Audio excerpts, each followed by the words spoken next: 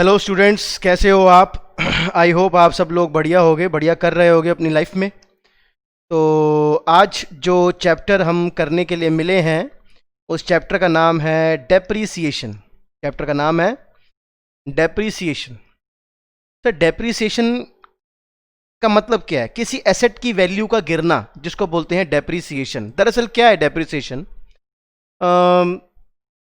आपको पता होगा कि हमारे अकाउंट्स में टोटल कितने स्टैंडर्ड हैं, अकाउंटिंग स्टैंडर्ड्स कितने हैं हमारे टोटल? सर, हमारे अकाउंट्स में टोटल 32 अकाउंटिंग स्टैंडर्ड है। 32 मतलब हमारे अकाउंट्स में टोटल 32 अकाउंटिंग स्टैंडर्ड्स हैं फाइनेंशियल अकाउंटिंग के अंदर, जिसमें से एक अकाउंटिंग स्टैंडर्ड है 6। क्या नाम बोला मैं? अकाउंटिंग स्टैंडर्ड 6 और अकाउंटिंग स्टैंडर्ड 10 रिवाइज्ड। ये दो स्टैंडर्ड्स जो हैं वो डेप्रीसिएशन चैप्टर से बिलोंग करते हैं। मतलब ये जो, हाँ हाँ बिल्कुल, ये दोनों जो स्टैंडर्ड्स हैं वो डेप्रीसिएशन चैप्टर से बिलोंग करते हैं। तो एक्चुअली मैं आपको ये स्टैंडर्ड इसीलिए बता रहा हूँ, कई बार क्वेश्चन ना पेपर में आता है, उसमें आपको ऐसे कहते हैं प्रिपेयर मशीनरी अकाउंट या prepare assets account on the basis of AS10। समझ रहे हो? या कभी कभी वो डेप्रीसिएशन का ना आपको हिंट नहीं देंगे, लेकिन वो उसका अकाउंटिंग स्टैंडर्ड आपको इन्फॉर्म कर देंगे, भैया इसको अकाउंटिंग स्टैंडर्ड 6 के हिसाब से करो। तो उस समय आपको ये पता होना चाहिए कि वो डेप्रीसिएशन चैप्टर से रिलेटेड क्वेश्चन आया हुआ है। बस इस अकाउंटिंग स्टैंडर्ड को बताने का यही मतलब है, यही मकसद है। तो चैप्टर हम कर रहे हैं आज डेप्रीसिएशन, जिसको अकाउंटिंग स्टैंडर्ड 6 इसके ऊपर बना है और अकाउंटिंग स्टैंडर्ड 10 रिवाइज्ड इसी चैप्टर के ऊपर बना हुआ है। और डेप्रीसिएशन का मतलब क्या है? वैसे तो सिंपल सा मतलब है fall in the value of the asset. किसी की एसेट, जब किसी एसेट की वैल्यू गिरती है तो उसको डेप्रीसिएशन बोलते हैं। और हाँ लेकिन एसेट की वैल्यू गिरती क्यों है? क्या रीजंस है कि आपकी एसेट की वैल्यू गिर रही है? यार जैसे मान लो मेरे पास एक कंप्यूटर है, मेरे पास अपना लैपटॉप है, मेरी अपनी गाड़ी है, मेरे अपने घर के जो एसेट्स हैं, अगर मैं इनको रेगुलर नॉर्मली भी यूज करता रहता हूं तो इनकी वैल्यू गिरती रहेगी, या तो इस तरीके से गिरेगी। आप पढ़ लो यहाँ पे क्या लिखा है, डेप्रीसिएशन, क्या वर्ड्स लिखे हैं, कह रहे depreciation means fall, fall in the value of asset. मतलब किसी एसेट की वैल्यू जब गिरती है तो उसको डेप्रीसिएशन बोलते हैं। और एसेट की वैल्यू गिरती क्यों है? कह रहे हैं due to normal wear and tear. या नॉर्मल वियर एंड टीयर का मतलब हो गया, नॉर्मली अगर हम किसी एसेट्स को रेगुलर लेवल पे यूज करते हैं, उसको चलाते हैं, तो उसकी वैल्यू गिरती रहती है, क्योंकि वो एसेट्स पुराने होते रहते हैं। एक तो ये रीजन है एसेट्स की वैल्यू गिरती है। दूसरा रीजन है, कह रहे हैं efflux of time. Efflux of time का मतलब ये हो गया कि बहुत पुराना एसेट है, मतलब एक एसेट है, उस एसेट का जो टाइम पीरियड है उसको होल्ड करने का वो बहुत पुराना हो गया, 10 साल पुराना एसेट है, 15 साल पुराना एसेट है। जितना पुराना होता रहेगा तब भी उसकी वैल्यू गिरती रहेगी। या फिर ऐसा हो सकता है fall in the market value. Fall in the market value का मैं एग्जांपल आपको दे सकता हूं। जैसे मान लो मैंने आज से 5 साल पहले एक ब्रांड न्यू गाड़ी परचेज करी थी, वो 10 लाख की थी। आज वही गाड़ी 10 लाख की मार्केट में नहीं आ रही है, क्योंकि उसी गाड़ी के इतने ज़्यादा मॉडल्स मार्केट में आ गए हैं, इतने ज़्यादा अपडेटेड मॉडल आ गए हैं कि मेरी वाली गाड़ी आज अगर न्यूली परचेज की जाए मार्केट से तो वो 10 लाख की नहीं है। मैंने तो 10 लाख की ली थी आज से 5 साल पहले, लेकिन आज वही गाड़ी 6 लाख की है। नहीं, आप देखो ना, 10 लाख की गाड़ी जो मैंने आज से 5 साल पहले ली थी, वही सेम गाड़ी एकदम ब्रांड न्यू अगर मैं आज लेता हूं तो वो 6 लाख की है। मतलब कहीं ना कहीं उसकी वैल्यू गिरी है। गिरी क्यों है? क्योंकि उसी गाड़ी के नए बहुत सारे मॉडल्स और आ गए हैं उसको कंपटीशन करने के लिए। नहीं नहीं, लेकिन हम कहीं और नहीं जा रहे, मैं तो जस्ट आपके आगे बात कर रहा हूं कि डेप्रीसिएशन कैसे कैसे हो सकता है। या तो आप नॉर्मल टीयर एंड वियर, या तो आपने उसको रेगुलर लेवल पे यूज करा हो, एफ्लेक्स ऑफ टाइम, काफी टाइम पीरियड पुरानी हो गई हो, या फिर आप कह सकते हो ये उसको fall in the market value, वो ब्रांड न्यू चीज की वैल्यू ही गिर गई है क्योंकि उसके कंपटीशन में बहुत सारे प्रोडक्ट्स आ गए हैं। तो ये सारे रीजंस हैं डेप्रीसिएशन, एक एसेट की वैल्यू जब गिरती है तो सारे रीजन क्या हैं डेप्रीसिएशन के, वो सारे हमने पढ़े। अच्छा अब ना एक वर्ड है टेंजिबल एसेट्स। आपको पता होगा tangible assets like land and building, plant machinery, motor vehicle, furniture and fixture, office and equipments, ये सारे हमारे क्या हैं? सर ये हमारे टेंजिबल एसेट्स हैं। जब इन एसेट्स की वैल्यू गिरेगी तो आप वर्ड क्या इस्तेमाल करते हो? डेप्रीसिएशन। और इनटेंजिबल एसेट्स कैसे हैं? आपका गुडविल है, पेटेंट है, ट्रेडमार्क है, माइनिंग राइट्स हैं, कॉपी राइट्स हैं, ये सारे हमारे इनटेंजिबल एसेट्स होते हैं। ये है तो एसेट ना, अगर इनकी भी वैल्यू गिरती है तो हम लैंग्वेज क्या यूज करते हैं? एमोर्टाइजेशन। अच्छा, ये जो चैप्टर आप मेरे से आज कर रहे हो डेप्रीसिएशन, डेप्रीसिएशन चैप्टर में मेथड कितने हैं? सर वैसे ना टोटल डेप्रीसिएशन के 6 मेथड हैं। टोटल कितने मेथड हैं हमारे डेप्रीसिएशन के? 1 2 3 4 5 6, सर हमारे टोटल डेप्रिसिएशन के 6 मेथड हैं। मेथडों के नाम सुन लो मेथड्स के। स्ट्रेट लाइन मेथड, इसका दूसरा नाम है ओरिजिनल कॉस्ट, एक और नाम है फिक्स्ड इंस्टॉलमेंट मेथड। एक हमारा मेथड है जिसको बोलते हैं डिमिनिशिंग बैलेंस मेथड, इसका दूसरा नाम है रिटर्न डाउन वैल्यू मेथड। तीसरा मेथड है sum of year of digit method. फिर है मशीन आर रेट। फिर है प्रोडक्शन यूनिट मेथड। फिर है डेप्लीशन मेथड। ये ना सारे हमारे डेप्रीशिएशन चैप्टर के मेथड हैं, जिसमें से 2 मेथड बहुत ही ज्यादा इंपॉर्टेंट है और जो बार बार आपके पेपर में आते हैं, और ट्रेंड क्या है बार बार उसी का आने का। हाँ, अब ये क्या है, सबसे आप आ जाओ स्ट्रेट लाइन मेथड। एक तो ये आपका बहुत ही ज्यादा इंपॉर्टेंट मेथड है, और एक है ये diminishing balance method. I mean ये जो 2 हाईलाइट कर दिए गए हैं येलो कलर से, ये आपके बहुत ज्यादा इंपॉर्टेंट मेथड है जो बार बार यूज होते हैं। बाकी बाकी ये वाले जो मेथड हैं, ये थियोरेटिकल लेवल पे आपको पता हो इतना काफी है। बाकी आपकी फर्दर क्लासेस होंगी, आप कॉस्ट अकाउंटिंग सीखोगे, मैनेजमेंट अकाउंटिंग सीखोगे, फाइनेंशियल मैनेजमेंट सीखोगे, कहीं ना कहीं आप ये सारे मेथड अपनी लाइफ में सीख जाओगे आगे। लेकिन आज आपकी क्लास फाइनेंशियल अकाउंटिंग के हिसाब से जो डेप्रीसिएशन चैप्टर हम कर रहे हैं, जिसके अंदर 2 मेथड, वैसे तो 6 हैं, लेकिन जो 2 मेथड जो जिनका ट्रेंड है, जो मेन है, जिनके क्वेश्चंस आते हैं, वो है एक स्ट्रेट लाइन मेथड, एक है डिमिनिशिंग बैलेंस मेथड, ये 2। अच्छा, और आपको इस चैप्टर में जब ये 2 मेथड आप मेरे से सीख लोगे, तब आपको सीखना है टॉपिक का नाम है चेंज इन मेथड। मतलब डेप्रीसिएशन चैप्टर में मैं स्ट्रेट लाइन मेथड, मतलब SLM, शॉर्ट फॉर्म है SLM, तो मतलब मैं आप लगा लो, मैं क्वेश्चन आपको करवाऊंगा जिसमें मैं SLM का डेप्रीसिएशन लगा रहा हूँगा, और अचानक अब हम आपको बोल देंगे कि अब आप ना रिटर्न डाउन वैल्यू मेथड यानी WDV वाला मेथड लगाओ। मतलब मैं कहना चाहता हूँ चेंज इन मेथड। इस टॉपिक का एक और नाम है रेट्रोस्पेक्टिव इफेक्ट। मतलब ये टॉपिक आपने मेरे से सीखने हैं। अच्छा, तो ये जो भी मैंने आपको मेथड बताया था ना, स्ट्रेट लाइन मेथड, इस मेथड में क्या हो रहा है इसकी बात करते हैं थोड़ी। स्ट्रेट लाइन मेथड में क्या हो रहा है, एग्जाम्पल दे देता हूं मैं आपको। एग्जाम्पल, जैसे मान लो मेरे पास 10 लाख रुपए की एक मशीन है, ठीक है, और इस मशीन की जो लाइफ है ना, लाइफ वो 5 ईयर्स है। मतलब मैं कहना चाहता हूं इस मशीन को मैं 5 साल तक यूज कर सकता हूं, उसके बाद ना ये मशीन बिल्कुल बेकार हो जाएगी, किसी काम की नहीं होगी, इसको हम सिर्फ कबाड़ी वालों को बेचेंगे। कबाड़ी को बेचने की इंग्लिश होगी आपकी स्क्रैप वैल्यू। कौन सी वैल्यू हो गई? Scrap value. मतलब आफ्टर 5 ईयर, जब 5 साल के बाद इस मशीन को मैं एज अ स्क्रैप कबाड़ी वालों को बेचने के लिए जाऊंगा, तो कबाड़ी वाले मुझे क्या देंगे? इसका 2 लाख। ये मैं एस्टिमेट कर रहा हूं, ये मैं क्या कर रहा हूं अभी? एस्टिमेट कर रहा हूं। मैं आज यहां बैठ के सोच रहा हूं मेरी 10 लाख रुपए की मशीन है, मैं इसको 5 साल तक इस्तेमाल करूंगा, उसके बाद ये मशीन बिल्कुल बकवास हो जाएगी, फिर मैं इसको कबाड़ी वालों को बेचने के लिए जाऊंगा और मुझे स्क्रैप वैल्यू के 2 लाख रुपए मिलेंगे। ऐसा मैं सोच रहा हूं। इसका मतलब देखा जाए 10 लाख की मशीन का 10 लाख की मशीन का मुझे 5 साल के बाद 2 लाख तो मिल ही जाएगा। नहीं, आप कहते हो ना कि आप नहीं, बंदा कहता है कि भैया 10 लाख रुपए की मशीन है।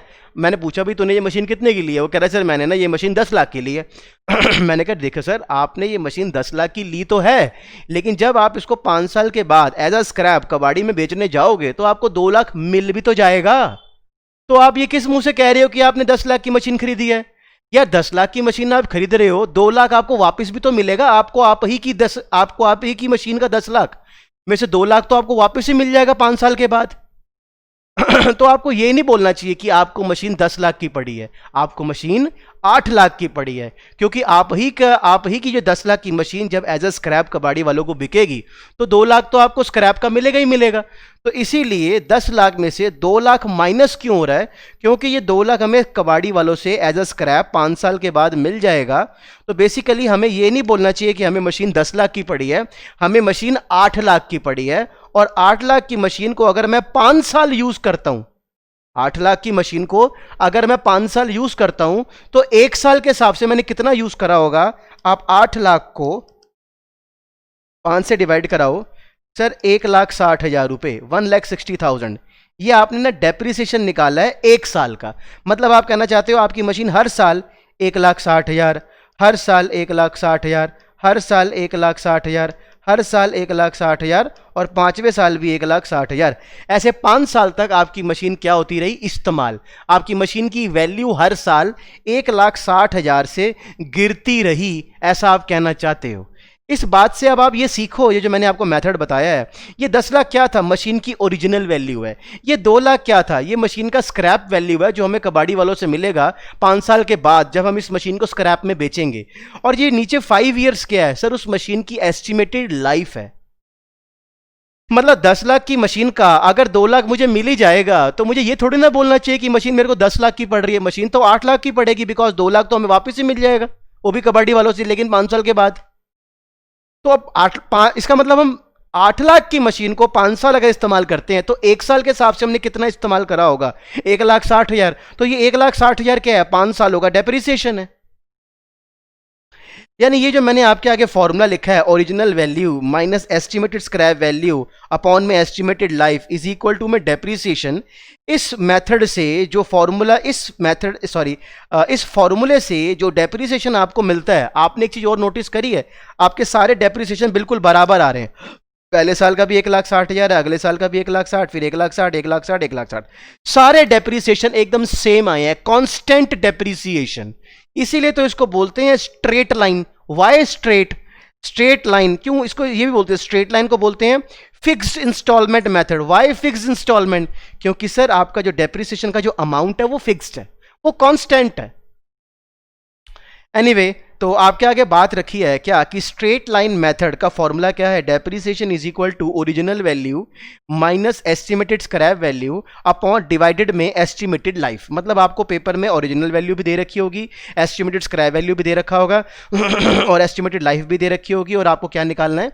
डेप्रिसिएशन। इस फॉर्मूले से जो आपको डेप्रिसिएशन मिलेगा वो डेप्रिसिएशन बिल्कुल कांस्टेंट होगा, और जितनी उसकी लाइफ होगी, मान लो अगर लाइफ 5 ईयर की है, तो ये 5 से डिवाइड होने के बाद ये 5 बार क्या निकल रहा है? 1,60,000। ये 5 क्यों है? क्योंकि 5 सालों का डेप्रिसिएशन है, 5 ईयर्स का डेप्रिसिएशन है ये इंडिविजुअली। हर साल का कितना है? 1,60,000, 1,60,000, 1,60,000, 1,60,000, 1,60,000। आई होप ये बात क्लियर हो गई हो। हाँ, तो अब ना मैं आपके आगे एक एग्जाम्पल क्वेश्चन रख रहा हूं। ये एक एग्जाम्पल क्वेश्चन मैंने आपके आगे रखा है। ये जो मैं आपको क्वेश्चन करा रहा हूं, ये मैं एक एग्जाम्पल क्वेश्चन करा रहा हूं आपको, और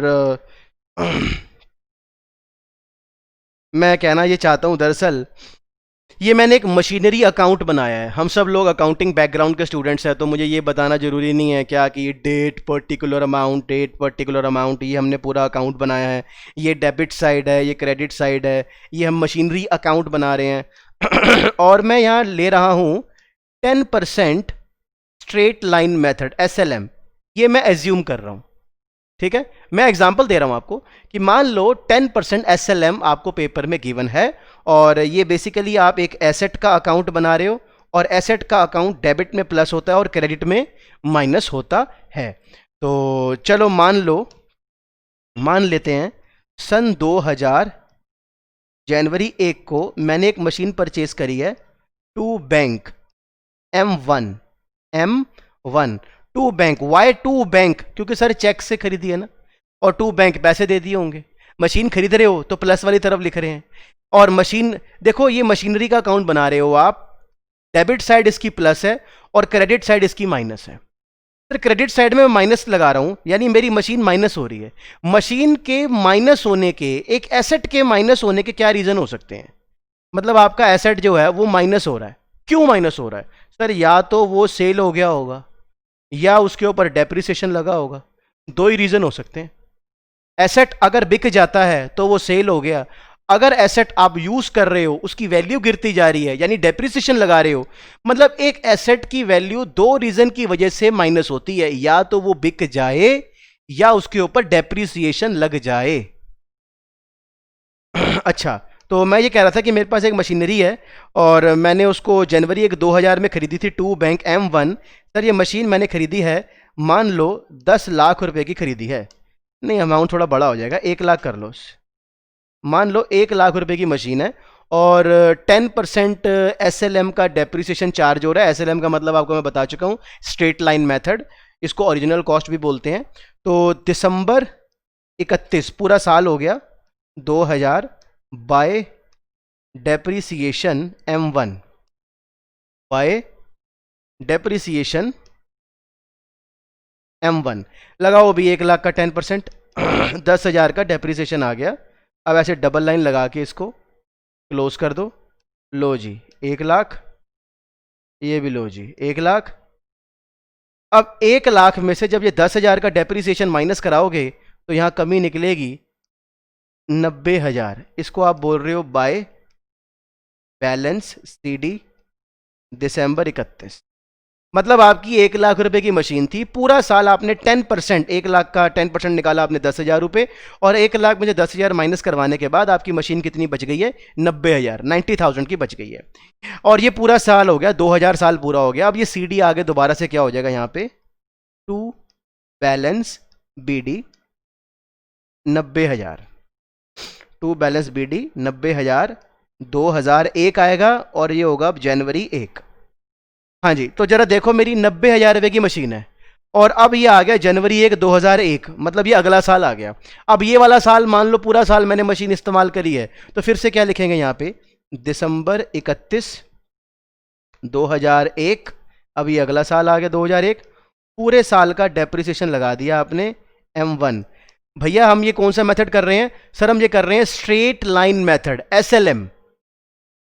और SLM मेथड का दूसरा नाम क्या बताया था आपको मैंने? Original cost. और ओरिजिनल कॉस्ट का मतलब ये है कि जब डेप्रिसिएशन लगाते हैं तो वो ओरिजिनल वैल्यू पे लगाते हैं बार बार। अच्छा, हमारा डेप्रिसिएशन चल रहा था 10%। अब ये जो 90,000 की जो मशीन है, इस मशीन की ओरिजिनल वैल्यू क्या है? क्या 90,000 है? नो सर, इस मशीन की ओरिजिनल वैल्यू कितनी है? 1 लाख। तो इसी 1 लाख के ऊपर 10% का डेप्रिसिएशन आपको दोबारा लगाना है, ऐसे 10,000। लो जी, करो माइनस। सर ये 90,000 रुपये की मशीन है, ये 90,000 रुपये की मशीन है। अब बताओ, 90,000 रुपये की मशीन है, 10,000 रुपये अगले साल फिर से इस्तेमाल होगी, कितने की बच गई? 80,000। लो जी, by balance CD carried down December 31। फिर सर CD को दोबारा से करेंगे हम अगले साल, टू बैलेंस BD कितना? 80,000। अब ये साल कौन सा आ गया? 2002 जनवरी 1। अब बताओ, अब ये 2002, ये मतलब सन 2000 हो गया हमारा पहला साल, 2001 हो गया दूसरा साल, 2002 हो गया अब तीसरा साल। अब तीसरे साल भी इस मशीन को पूरा साल आपने यूज़ किया होगा, डेप्रिसिएशन तो भी लगेगा। अब ये जो 80,000 की मशीन है, इसका 10% अगर निकाला जाए, सॉरी सर ये मेथड कौन सा चल रहा है? 10% SLM का मतलब डेप्रिसिएशन इस वैल्यू पे लगेगा 80,000 के ऊपर, या इस मशीन की ओरिजिनल वैल्यू पे लगेगा? ओरिजिनल वैल्यू पे लगेगा। मार्क माय वर्ड्स, ये है ओरिजिनल कॉस्ट। कौन सा मेथड कर रहे हो आप? ये straight line method, SLM, short form SLM। इनके यहां जो डेप्रिसिएशन लगता है वो रिमेनिंग वैल्यू पे नहीं लगता, वो ओरिजिनल वैल्यू पे लगता है। सर 80,000 रुपए की मशीन थी, इसकी ओरिजिनल वैल्यू कितनी है? सर ओरिजिनल वैल्यू है इसकी ये 1 लाख। तो इस 1 लाख के ऊपर ही आपको दोबारा से 10% का डेप्रिसिएशन फिर से लगा के यहां लिख देना है ऐसे, बाय डेप्रिसिएशन M1 फिर से 10,000। ये आपका दिसंबर 31 2002। और अब आप इसको भी क्लोज कर दोगे ऐसे, 3 साल हो गए ऐसे करते करते। 80,000, 80,000 में से 10,000 माइनस करो, कितना बच गया? ये आपकी बच गई अब 70,000।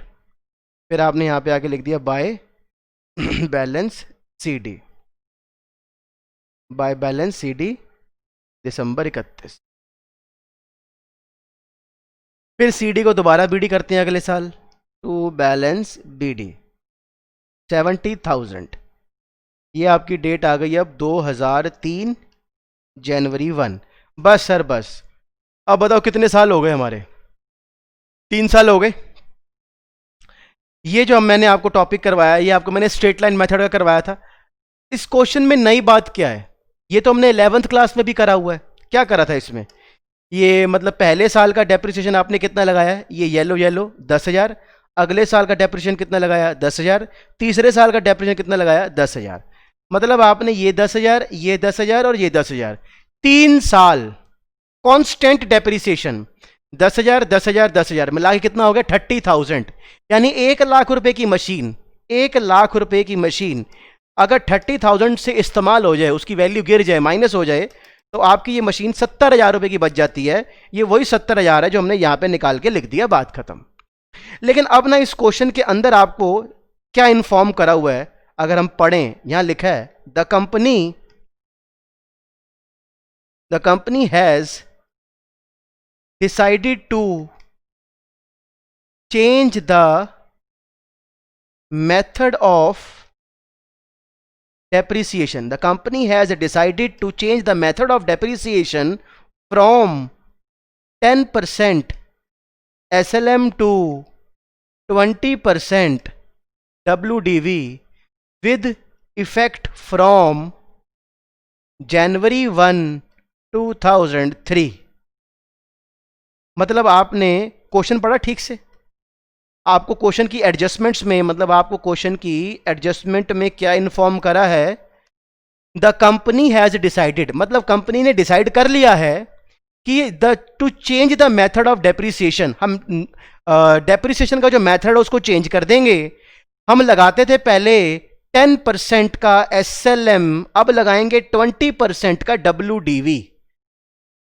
मतलब पहले हम लगाते थे स्ट्रेट लाइन मेथड, अब हम लगाएंगे रिटर्न डाउन वैल्यू मेथड। और ये कंपनी ने डिसाइड किस डेट से करा है? विद इफेक्ट फ्रॉम, ऐसा कंपनी ने डिसाइड करा था जनवरी 1, 2003 में। यानी ये रहा हमारा जनवरी 1, 2003। आई होप आपको ये बात क्लियर हो गई हो। पहले तो आप ये देखो कि पिछले 3 सालों से हम कौन सा डेप्रिसिएशन लगा रहे थे। सर पहले तो आप लगा रहे थे 10% SLM, और SLM का जो डेप्रिसिएशन होता है वो ओरिजिनल वैल्यू पे लगता है बार बार। मतलब आपने पहले इसे 1 लाख का 10% निकाला तो 10,000 आया, फिर इसे 1 लाख का दोबारा से 10% निकाला तो फिर 10,000 आया, फिर उसी 1 लाख का आपने 10% निकाला, ये लो 10,000 फिर से आ गया। मतलब 3 साल बीत गए। और अब आपको क्वेश्चन में ये इन्फॉर्म करा जा रहा है क्या कि पिछले 3 साल से जो आपने डेप्रिसिएशन लगा रखा है, ये 10,000, ये 10,000, ये 10,000, और अब आपको कह रहे हैं 1 जनवरी 2003 को, यहां पर आपको बोला जा रहा है कि अब कंपनी ने डिसाइड कर लिया है कि पिछले 3 सालों का जो हम डेप्रिसिएशन लगा रहे थे SLM वाला, वो अब नहीं लगाएंगे। अब हम लगाएंगे 20% WDV का डेप्रिसिएशन लगाएंगे। कई बच्चे कहते हैं ठीक है सर, इसमें कौन सी बड़ी बात है? हमने पिछले 3 सालों से ये डेप और ये डेप, ये 3 डेप्रिसिएशन तो हमने SLM वाले लगा ही दिए। ठीक है, अब 1 जनवरी 2003 को अगर कंपनी ने डिसाइड कर लिया है कि हम अपने डेप्रिसिएशन का मेथड चेंज कर लेंगे, तो चेंज कर लेते हैं। मैंने कहा कैसे करोगे? कहते सर यहां पर आएंगे, यहां लिखेंगे बाय डेप्रिसिएशन M1। हमारी मशीन अब हमारा जो ये डेप्रिसिएशन लगेगा दिसंबर 31, 2003। भाई जनवरी से लेके दिसंबर पूरा साल हो गया। अच्छा, अब डेप्रिसिएशन लगाएंगे अपना 20% है WDV का, तो रिमेनिंग वैल्यू, क्योंकि WDV के जो डेप होते हैं वो रिमेनिंग वैल्यू पे लगते हैं, और रिमेनिंग वैल्यू कितनी है हमारी? ये 70,000। तो बच्चे कहते हैं सर इस 70,000 रुपए के ऊपर हम 20% डेप लगा देते हैं पूरे साल का, 14,000, यहां से लिख देते हैं 14,000, लगा देते हैं डेप्रिसिएशन। मतलब पहले आपने यहां लगाया SLM, फिर आप लगा रहे हो यहां SLM, अब लगा रहे हो आप SLM, और फिर कहते सर लो हो गया क्लोज। ये लो जी 70,000 ये हो गया, 70,000 ये हो गया, और 70,000 के डेप्रिसिएशन में से माइनस करवा दो 14,000, ये बच गया आपका 56,000 रुपये की मशीन बच गई। इसको बोल दिया बाय बैलेंस CD दिसंबर 31। मतलब बच्चे कहते सर ऐसे कर लेंगे लेकिन एक मिनट, मैं इन बच्चों को ये समझा दूं क्या कि ये जो इन्होंने मुझे अभी बोला है ना ऐसे, ये मतलब आप कहना चाहते हो कि ये जो आपने डेप्रिसिएशन लगाया ये वाला, ये जो डेप्रिसिएशन आपने लगाया है ये लगाया है SLM, फिर जो ये वाला डेप्रिसिएशन लगाया है ये भी लगाया था SLM, फिर ये वाला जो डेप्रिसिएशन लगाया है ये भी लगाया है SLM। अब जो ये आपने डेप्रिसिएशन लगा दिया ये वाला, वो लगा दिया है WDV। ये लगाया था आपने 10%, ये भी लगाया था आपने 10%, ये भी लगाया आपने 10%। अब आप लगा रहे हो 20%। मतलब आप ये देखो, पिछले 3 सालों से आप लगातार पहले एसएलएम एसएलएम एसएलएम लगा रहे हो, और अब आप अचानक ही क्या लगा रहे हो यहाँ पर, ये वाला जो डेप्रिसिएशन था चौथे साल का 14,000 रुपये, 14,000, ये आपने लगा दिया 20% डब्ल्यू। और डब्ल्यू का डेप किसके ऊपर लगता है? रिमेनिंग वैल्यू के ऊपर। और रिमेनिंग वैल्यू कितनी थी? ये 70,000। तो मतलब पहले आप हर साल लाख रुपए के ऊपर डेप्रिसिएशन लगाते थे, 10 10 10, और अब आपने 70,000 का 20% निकाल के यहां लिख दिया 14,000। नहीं यार, ये ना तूने गलत कर दिया है।